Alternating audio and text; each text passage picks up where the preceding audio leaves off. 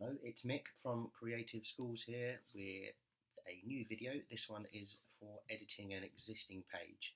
So if you need to create a page, there is already a video for that. For this one is editing a page that is already on the website and already in place. So what we do, there's a couple of ways you can do it, but I think the best way to do it is if you're logged in, hover over the name of the school and click on Visit Site. It's far easier to navigate to the page on the actual website than it is to find it through the back-end editor that we're on here. So we'll go to the website, we'll go to Media, for example. That opens the media page, and now you can see that because we're logged in, we've got all the information here. So if you go hover over Edit Page and click on that, that then gives you all of the information that is on that page, and you can go into it and edit it from there. So if we want to, this is the text block that is at the top. So if you hover over it, it brings up this little green editor. So you see these are all different colours. The orange one controls the tabs across the top, so ignore that. The excuse me, the blue one controls the row that this is on, so ignore that as well. If you do want to edit any of those, it's probably best to go to Terry or Vin or come to ourselves, and we can tell you how to do that, because those are a little bit tricky. But if you just want to edit text, hover over it and click on the edit pencil, and in there you can just type straight in, and when you're finished and happy with it, click Save Changes. That will then update that text block to be what you've changed it to. And very important, like with your publish button when you're creating a page, you have to click update for it to appear on the website. And that update button is your call to action. So after every time you've done an amendment to your page, if you click on update, it just keeps you're constantly updating the page as you go along, rather than having to remember to do it all at the end. Because if you don't do it and navigate away, you'll have lost all the work that you've done.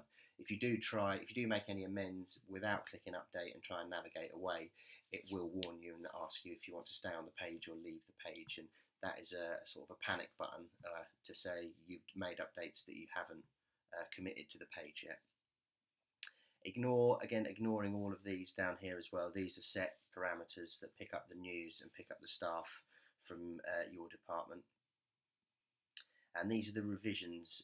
We did talk briefly about these in the training session, and what these are is if you do make a mistake or you upload something, you've put the wrong image up and you don't know, you haven't got permission for an image, for example, you can just go back into the revision from a week ago, or the one that Mr. Dignam has done yesterday, and you can just click on that and it will take you through to the amendment that you made. So it reverts back to the version before. So that's your sort of safety net, if you like, if you are worried that you're going to be going on here and deleting everything and making mistakes, you've always got that to fall back on.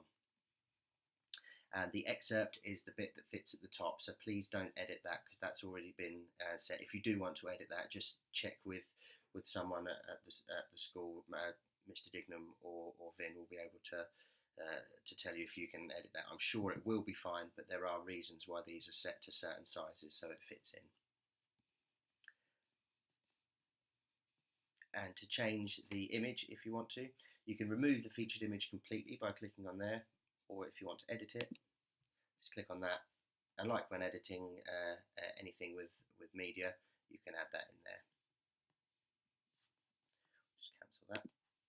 If you do want to add any documents, for example, into your posts, click on the edit button again, brings up that text box. Navigate to the part that you want to add your media to. That is just to go back slightly, that is just a carriage return there. So all I'm doing is hitting enter and it's starting a new paragraph. If you don't want it to start a new paragraph, if you hold down shift and press enter, it goes on the line next to it. See there, go back. Just something to remember that, and that's just something that's throughout all website editing. So just hold down shift when you press enter and it will go on the line immediately below. So back to adding in a document. Click on add media, and that opens up our document library, in our media library with all our photos. So this is the item we want to do, but if you do want to upload it, go to upload files, click on select files. That will open up the file system on the device that you're using. Go back, click on that. The title is that's how it will appear on the site. So if you do want to change the name of that now, so we just want to get rid of that.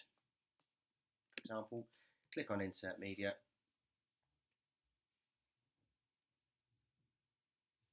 and there it is. So that will tell you what it is and how it's going to appear on the site. Click save changes. That then appears in there, and then to make that this action that we've just changed here and this text block that we've just updated, click on update, and then that document will then appear on there. And that's it. Thank you.